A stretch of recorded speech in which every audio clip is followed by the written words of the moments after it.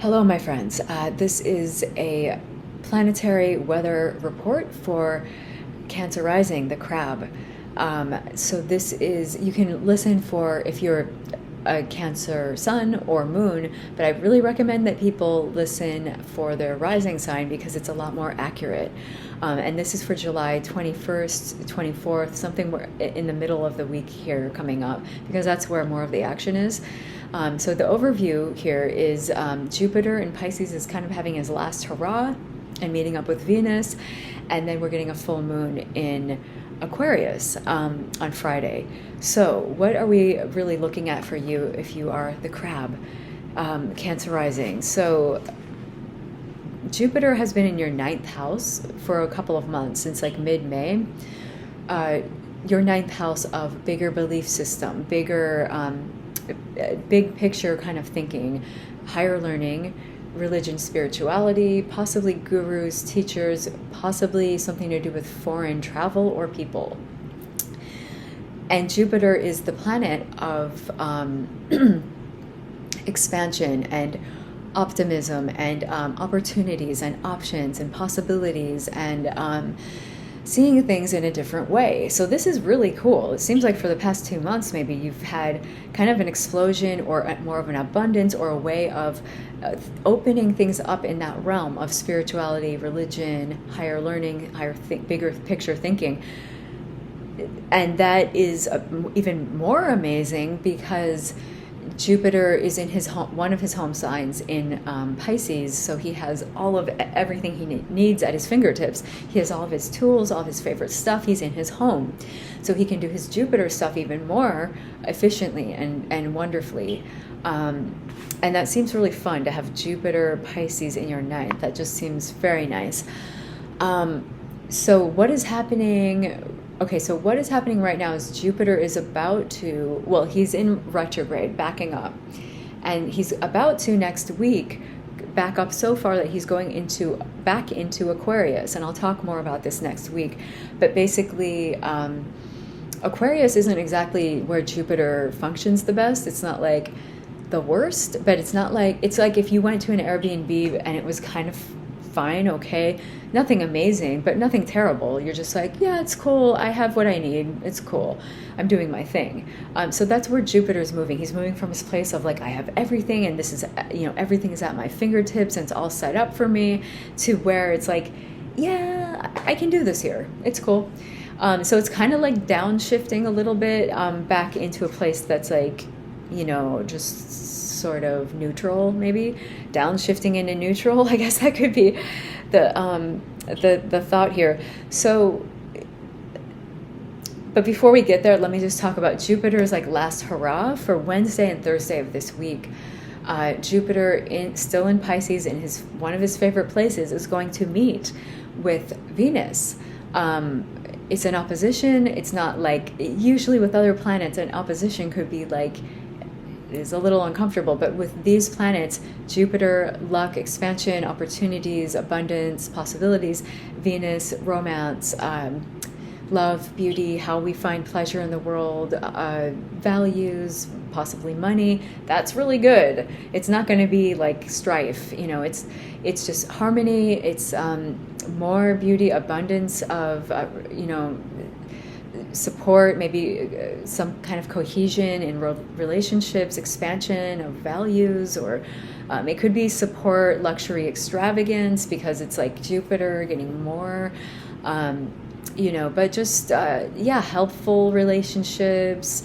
The only thing that I have to caution people with is like with Jupiter, Venus at any time, it can be so much so where you're like, this is amazing. Let's stay here all night and we'll move all this stuff in. We're going to sleep on the beach and we're going to, wake up in the morning and have breakfast here. And then we're going to party all next day here. It's like, whoa.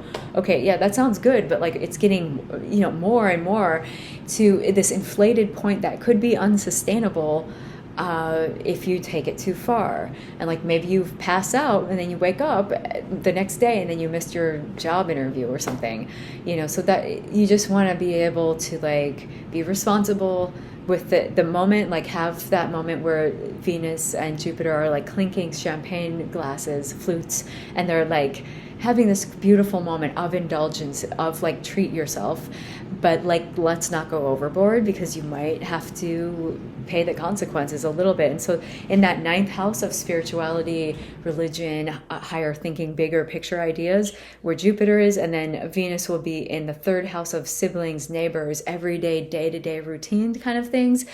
It could just be extending yourself too much and saying, yeah, I can totally do that. Or, putting too much money out on the line for something, or just, doing too much in some way in that realm.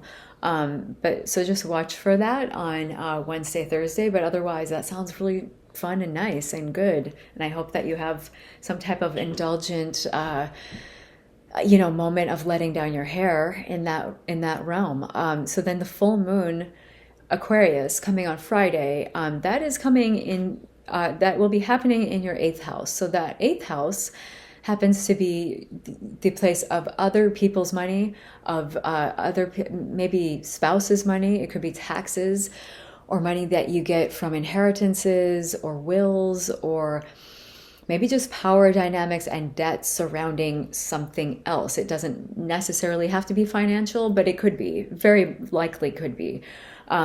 So that's like the realm of that eighth house. It's getting down to the core of something here.